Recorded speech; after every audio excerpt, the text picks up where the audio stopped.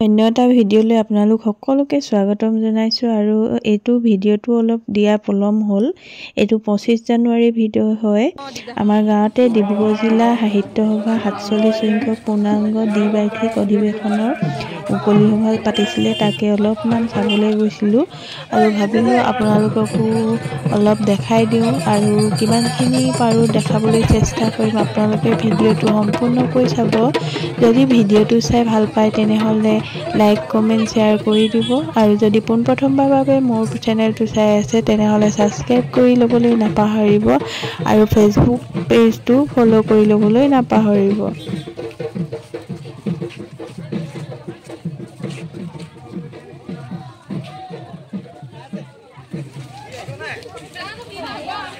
এইখন হৈছে হাতেলী উচ্চতৰ মাধ্যমিক বিদ্যালয় আৰু ইয়াতে আমি প্ৰথম স্কুলীয়া শিক্ষা আৰম্ভ কৰিছিলোঁ আৰু এইখন আগতকৈ বহুত ধুনীয়াকৈ বনাইছে আৰু বহুত বছৰৰ পাছত সোমালোঁ আৰু এইফালে আপোনালোকক দেখাই থাকোঁতে আমাৰ গাঁৱৰে বোৱাৰীখিনিয়ে সমবেত সংগীত গাইছে। চাওঁ ব'লকচোন।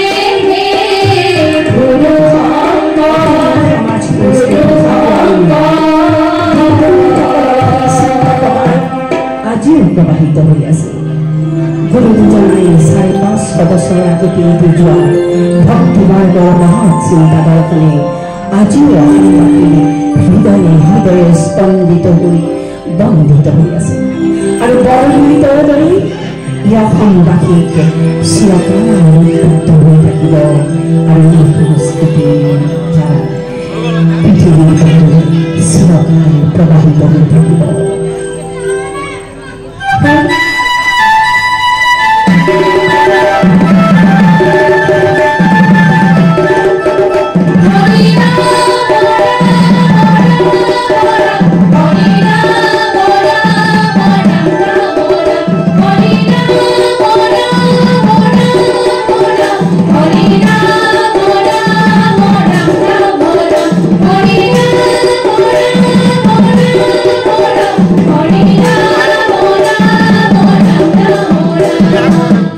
শেষত ভিডিঅ'টো চাই কেনেকুৱা লাগিলে কমেণ্ট কৰি জনাবলৈ নাপাহৰিব আৰু আজিলৈ ভিডিঅ'টো ইমানেই। Bye bye.